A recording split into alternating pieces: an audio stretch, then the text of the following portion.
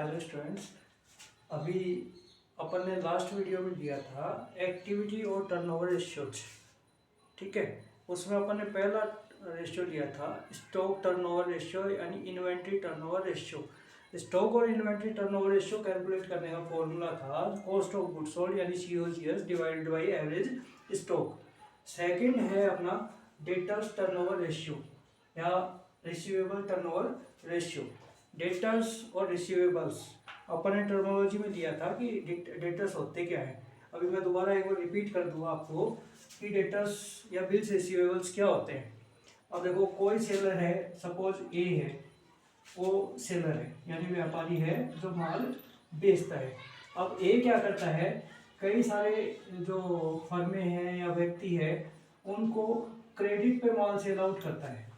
यानी ए एक सेलर है जो BCDEFGHI इस तरह से कई सारे लोगों को क्रेडिट पे माल सेल आउट करता है। तो जब सेलर इन सब को क्रेडिट पे माल सेल आउट करेगा तो ये सब पर्सन्स या कंपनियां या फर्में ए के लिए डेटर्स कहलाएंगी। ठीक है, इनको अपन डेटर्स कहेंगे ए के लिए। क्यों? क्योंकि ए ने इनको क्रेडिट पे माल सेल आउट किया है और इनके पैसे मांगता है, यानी ड्यूज है इनमें जो ये कलेक्ट करेगा। तो ए के लिए ये सब पर्सन्स डेटर्स कहलाते हैं। ठीक है, अब थोड़ा सा अपन इसको चेंज करें कि ए एक सेलर है और इन सबको क्रेडिट पे माल बेचता है। अब कोई व्यक्ति एफ है, वो ये कह दे कि भाई मैं आपको पैसे नहीं दूंगा, आपको जो कार्रवाई करनी है कर लो। तो उस कंडीशन में इस बिहेव पे ए एफ के ऊपर कोई कार्रवाई नहीं कर सकता, केवल वो पैसे की मांग कर सकता है और रिक्वेस्ट कर सकता है। अब इसको थोड़ा सा अपन चेंज करें कि ए एक सेलर है और इन सबको क्रेडिट पे माल सेल आउट करता है और ए क्या करता है, ए के पास कुछ लेटर प्रिंटेड पेजेस हैं, प्रिंटेड लेटर्स हैं। अब ए जब बी को माल बेचेगा तो बी की जो कंडीशन है कि भाई कितने दिन में वो पेमेंट करेगा, है ना, तो वो सब एक लेटर पे लिखेगा, यानी प्रिंटेड लेटर है या लिखेगा उसके ऊपर, और बी से उसके ऊपर साइन ले लेगा।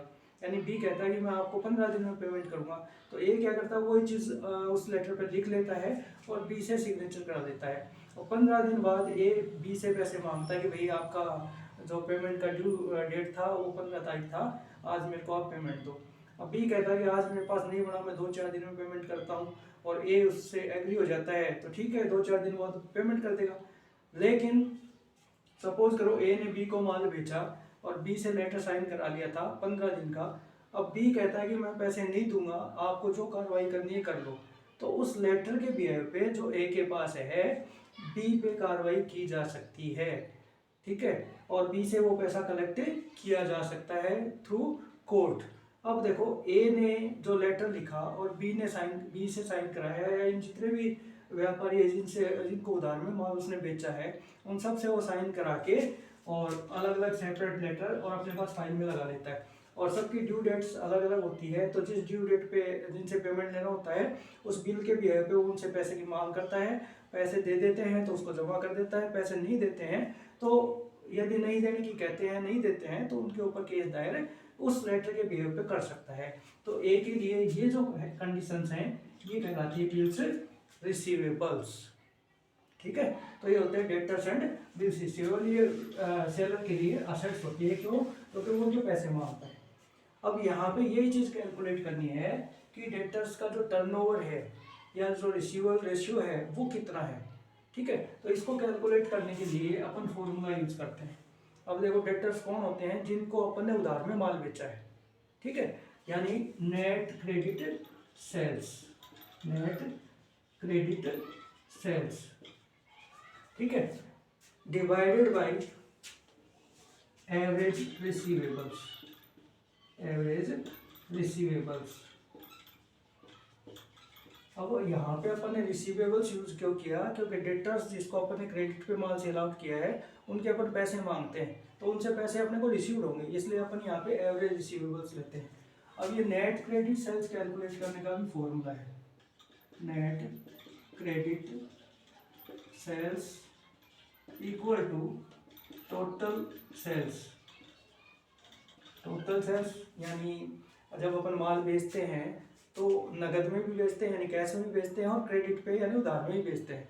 तो टोटल सेल्स का मतलब कैश एंड क्रेडिट मिक्स्ड, यानी टोटल करके लेस करेंगे, इसमें से माइनस करेंगे। टोटल सेल्स में से कैश सेल्स को अपन यदि घटा ले, ठीक है, टोटल सेल्स थी उसमें से कैश अपन ने लेस कर दिया तो बच गई क्रेडिट सेल्स, ठीक है। तो total sales minus cash sales minus sales return, यानी जो बेचा हुआ माल अपने पास वापस आ गया वो कहलाता है सेल्स रिटर्न। तो इस कंडीशन में ये जो वैल्यू कैलकुलेट होगी वो होगी net credit sales. Total sales minus cash sales, बच गई credit sales minus sales return equal to net credit sales. अब अपने को कैलकुलेट करना होता है average receivables. Average receivables, average किसी भी चीज का अपन कैलकुलेट करते हैं तो opening plus closing divide by 2 होता है। तो यहाँ पे अपन रिसीवेबल्स का कैलकुलेट करना है, यानी डेटर्स एंड बीआर का कैलकुलेट करना है। तो फॉर्मूला है opening debtors and bills receivables, ठीक है, plus closing debtors and bills receivables, ठीक है।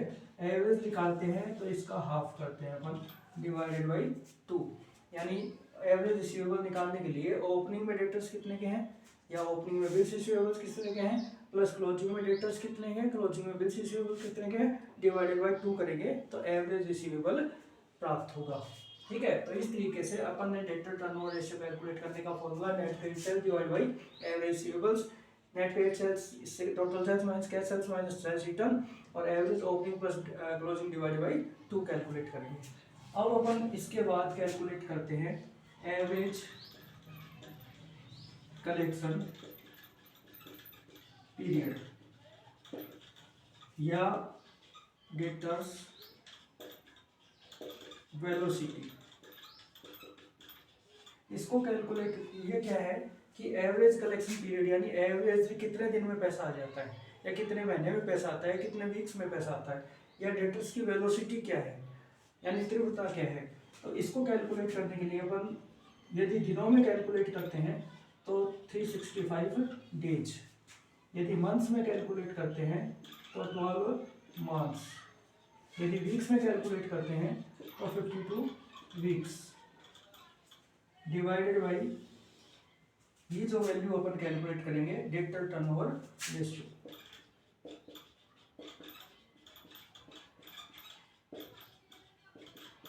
ठीक है, ये फॉर्मूला है एवरेज कलेक्शन पीरियड या डेटर्स वेलोसिटी का। ये डेज में, मंथ में और वीक में कैलकुलेट अपन करते हैं।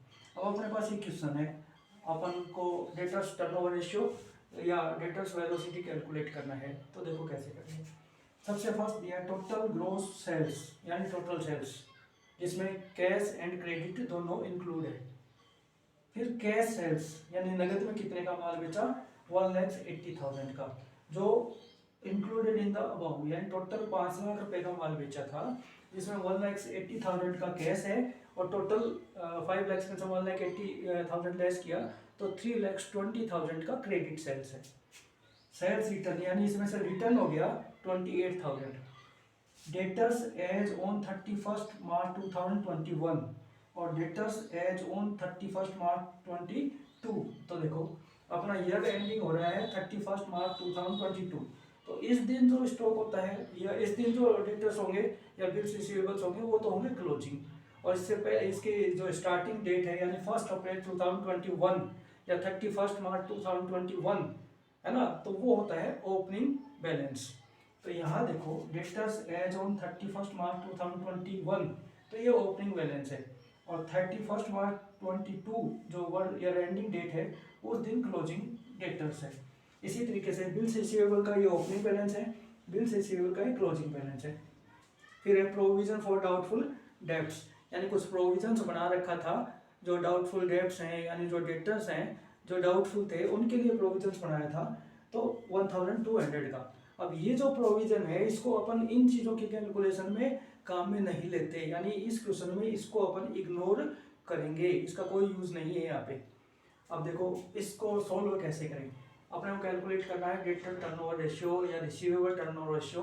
फॉर्मूला है net credit sales divided by average receivables. First calculate करेंगे नेट क्रेडिट सेल्स, फॉर्मूला है total sales minus cash sales minus sales return. तो यहाँ देखो टोटल सेल्स, ये टोटल सेल्स है ₹5 lakhs, ठीक है, माइनस करेंगे कैश सेल्स ₹1,80,000। अब देखो टोटल सेल्स में से कैश सेल्स 1,80,000 लेस कर दिया तो 3,20,000 क्रेडिट सेल्स हो गया। इसमें से यदि अपन सेल्स रिटर्न 28,000 को लेस कर दें, ठीक है, तो वैल्यू आएगी, देखो 5 lakhs में से 1,80,000 लेस कर दिया और 20,000 लेस कर दिया तो वैल्यू आई 2,92,000, 2,92,000 रुपीज। ये आया नेट क्रेडिट सेल्स जो इसमें यूज करेंगे अपन। तो net credit sales equal to 2,92,000 rupees. अब कैलकुलेट करना है एवरेज रिसीवेबल्स। एवरेज रिसीवेबल का ये फॉर्मूला है opening debtors and BR plus closing debtors and BR. मैं इसको पहले एक बार क्लीन कर देता हूँ क्योंकि स्पेस अपने पास कम है। अब देखो एवरेज रिसीवेबल्स कैलकुलेट करना है, अपने को रिक्वायर्ड है ओपनिंग डेटर्स एंड बीआर। तो देखो डेटर्स ये है और ये 31/3/21 को है, यानी वर्ष के स्टार्टिंग में है, यानी पिछले वर्ष के लास्ट में है। तो ये ओपनिंग डेटर्स है, ये क्लोजिंग डेटर्स है। तो opening debtors 36,000 plus bills receivable ये ओपनिंग बैलेंस है 10,000, तो 10,000, ठीक है, प्लस क्लोजिंग डेटर्स, ये क्लोजिंग डेटर्स है 24,000 प्लस क्लोजिंग बिल्स रिसीवेबल ये है 20,000, ठीक है, डिवाइडेड बाई 2। तो इसका अपन टोटल करें तो ये हो गया 46,000 प्लस 44,000, ठीक है, डिवाइडेड बाई 2। और इसका टोटल अपन करें तो ये होगा 90,000 डिवाइडेड बाई 2 और 45,000 रुपीज। तो एवरेज रिसीवेबल हुआ 45,000 रुपीज, वो यहाँ पे यूज करेंगे। अब इसका रेशियो कैलकुलेट करेंगे। 2,92,000 में डिवाइडेशन करेंगे 45,000 का, 2,92,000 डिवाइडेड बाई 45,000 तो इक्वल होगा 6.49। और ये मैंने आपको बताया था कि एक्टिविटी और टर्नओवर रेशियो कैलकुलेट करेंगे तो ये टाइम्स में होगा, यानी गुणा में होगा। तो 6.49 टाइम्स ये कैलकुलेट हुआ डेटर टर्नओवर रेशियो या रिसीवेबल टर्नओवर रेशियो, ठीक है। अब कैलकुलेट करना है अपने को डेटर्स वेलोसिटी।